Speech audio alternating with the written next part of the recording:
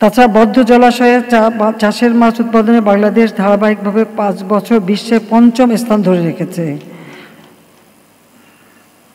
5ম স্থান 5 বছর কেন, আমরা তো আরও উপরে উঠতে চাই।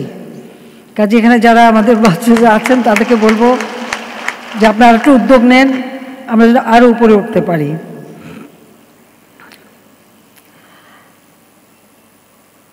আমাদের মৎস্য চাষিরা যাতে ন্যায্য মূল্য পায় সেটাও নিশ্চিত করা।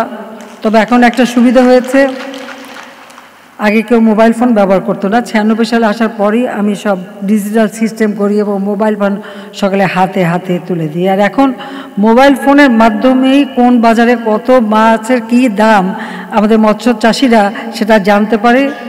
বঙ্গবন্ধু স্যাটেলাইট 1 উৎক্ষেপণ করার ফলে সমুদ্রেও যারা মাছ ধরেন তারাও কিন্তু সেখানে বসে যোগাযোগ করতে পারেন এবং বাজারের কী অবস্থা সে খবরটা প্রত্যন্ত অঞ্চল থেকেও নিতে পারেন এবং সমুদ্র থেকেও নিতে পারেন।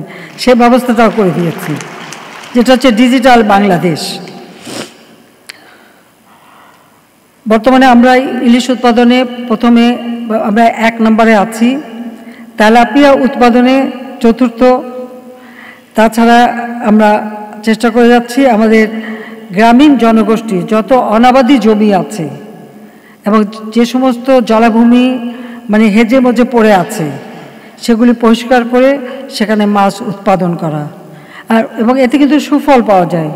আমি আমার নিজের কথা বলি, আমাদের পূবের বিল এবং দাঁড়িয়ারকুল সেখানে আমাদের কিছু সম্পত্তি রয়েছে। অনেক জমি অনাবাদি পড়েছিল প্রায় 30-40 বছর। আমি উদ্যোগ নিই, আমার বাড়ি আমার খামার, এই যে একটা প্রকল্প আমরা নিয়েছি, সেখানে একটা সমিতিও আমরা করেছি, দাঁড়িয়ারকুল সমিতি। আমি তার উপদেষ্টা হিসেবে আছি। আমি আমার নিজের থেকে 9 বিঘা জমিও দিয়ে দিয়েছি সেখানে, এবং এই অনাবাদি জমিগুলি সমস্ত পরিষ্কার করে আবাদ করা হলো। সেখানে যেমন ধান চাষও হলো, আর যেগুলো উচ্চ জমি সেখানে তরি তরকারি, আর যেখানে জলাভূমিগুলি ছিল সেখানে মাছের চাষ। প্রথমবার আমরা কত 200 মনের মতো মাছ পাই, 120 মন 10-20 মন এরকম পাওয়া গেছিল। পরবর্তীতে সেখানে প্রায় 394 মন মাছ পাওয়া গিয়েছিল।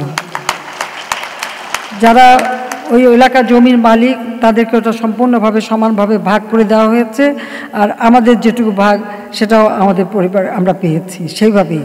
অর্থাৎ এই যে পড়ে থাকা একটা জায়গা, সেখান থেকে যে আমরা বিশাল অঙ্কের একটা উৎপাদন করতে পারি সেটাই কিন্তু আমি দেখাতে চেয়েছি, এবং সেটা অত্যন্ত সফলতা অর্জন করেছি বলে এটাও আমি চাচ্ছি সারা বাংলাদেশে ছড়িয়ে দিতে, যে কীভাবে যৌথভাবে, কারণ ছোটোখাটো অল্প অল্প জমি অনেকের আছে, তাদেরকে সবাইকে একসাথে নিয়েই, হ্যাঁ আমি নিজে কিছু সেখানে দিয়েছি, সহযোগিতা করেছি। তো এভাবে যদি আমরা প্রত্যেকটা অনাবাদি জমি চাষ করি, আর যেখানে আমাদের নদী নালা খাল বিল জলাভূমির দেশ, হাওর বাওরের দেশ, যেখানে যদি আমরা নিজেরা স্ব উদ্যোগ নিই তাহলে আমাদের তো কোনো অভাব থাকার কথাই না, বরং সেগুলি প্রক্রিয়াজাত করে আমরা বিদেশেও রপ্তানি করতে পারি।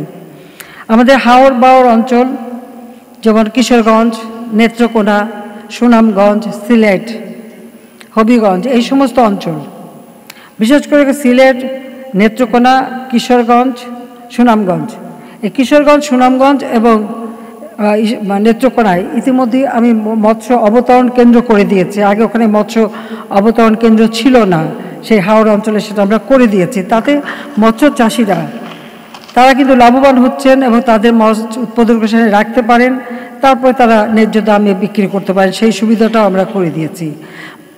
চিংড়ি মাছ গবেষণার জন্য বাগেরহাটে গবেষণা ইনস্টিটিউট করে দেওয়া হয়েছে, আর চাঁদপুরে আছে ইলিশ গবেষণা ইনস্টিটিউট। আর অন্য মাছের গবেষণা তো হয়, কারণ চিংড়িটা আমরা বিদেশে রপ্তানি করি, কাজে সেটাকে যাতে মানসম্মত হয় এবং সেগুলি পরীক্ষা নিরীক্ষার ব্যবস্থাও আমরা করে দিয়েছি। আমাদের অর্থনীতিতে মাছের যথেষ্ট অবদান রয়েছে, কারণ আমাদের বাজেট 2008 সালে যেখানে 68,000 কোটি টাকা ছিল, এবারে আমরা বাজেট দিয়েছি 7,97,000 কোটি টাকার বাজেট। কাজে আমাদের মাছ জাতীয় জিডিপিতে 22.53%, কৃষি জিডিপিতে 22.26% অবদান আমাদের এই মাছের থেকেই আসে। আর মৎস্য খাতের জিডিপি প্রবৃদ্ধি 2.81%। এখানে 14 লক্ষ নারী সহ প্রায় 2 কোটি জনগোষ্ঠী, অর্থাৎ প্রায় 12% অধিক লোক এই সেক্টরে বিভিন্ন কার্যক্রমে জীবিকা নির্বাহ করে। কাজে আমি মনে করি যে আমরা এই দিকে আরও বিশেষ আমাদের দৃষ্টি দেওয়া, কারণ মাছের কোনো জিনিসই কিন্তু ফেলা যায় না।